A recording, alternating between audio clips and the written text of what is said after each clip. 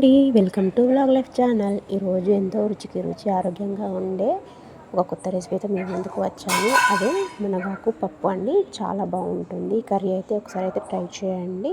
ఇప్పుడైతే ప్రాసెస్ అయితే చూసేద్దాం. ముందుగా ఒక గుప్పెడు మునగాకును తీసుకోవాలి. దాన్ని క్లీన్గా వాష్ చేసుకొని పక్కన పెట్టేసుకోవాలి. నెక్స్ట్ మరొక బౌల్ తీసుకొని అందులో 2 గ్లాసుల వరకు కందిపప్పునైతే అయితే తీసుకోవాలి.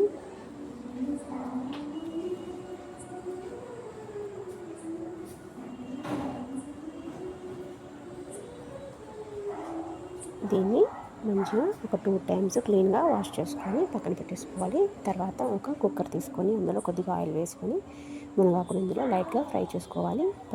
పచ్చివాసన పోయే వరకు ఇలా ఫస్ట్ ఆయిల్లో ఫ్రై చేసుకోవడం వల్ల రుచి అనేది మంచిగా ఉంటుంది.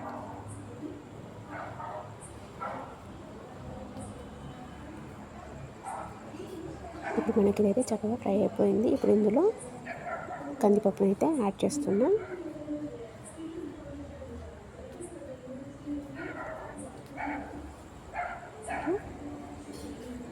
కందిపప్పు వేసిన తర్వాత ఒక టమాటా అండ్ ఆనియన్ వేసుకోవాలి. నెక్స్ట్ జీలకర్ర, పసుపు, ఒక నిమ్మకాయ సైజ్ అంతా చింతపండు, ఒక 5-6 పచ్చిమిర్చి, రుచికి సరిపడా సాల్ట్,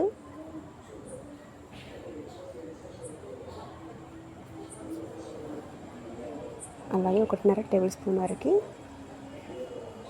కారపొడి వేసుకొని అన్నీ మిక్స్ అయ్యేలాగా కలుపుకోవాలి.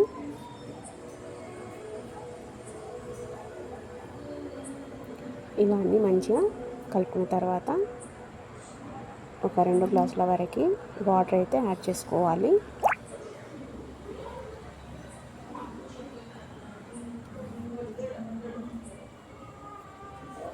వాటర్ యాడ్ చేసుకొని ఒక 3 విజిల్స్ వచ్చే వరకు మూత పెట్టేసుకోవాలి.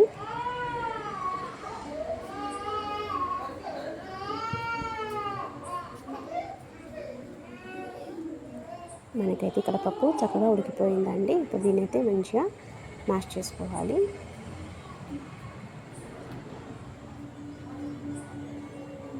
ఇలా మంచిగా కలుపుకొని పక్కన పెట్టేసుకోవాలి. నెక్స్ట్ ఒక కడాయి తీసుకొని అందులో ఒక 5-6 టేబుల్ స్పూన్ల వరకు ఆయిల్ వేసి వేడిన తర్వాత జీలకర్ర, వెల్లుల్లిపాయలు, కరివేపాకు, కొత్తిమీరకు వేసి లైట్గా ఫ్రై అయిపోయిన తర్వాత ఈ పప్పుని అందులో వేసేసుకొని 1 నిమిషం పాటు ఉడికించి దింపేస్తే ఎంతో టేస్టీగా ఉండే మునగాకు పప్పు రెడీ. చాలా బాగుంటుంది.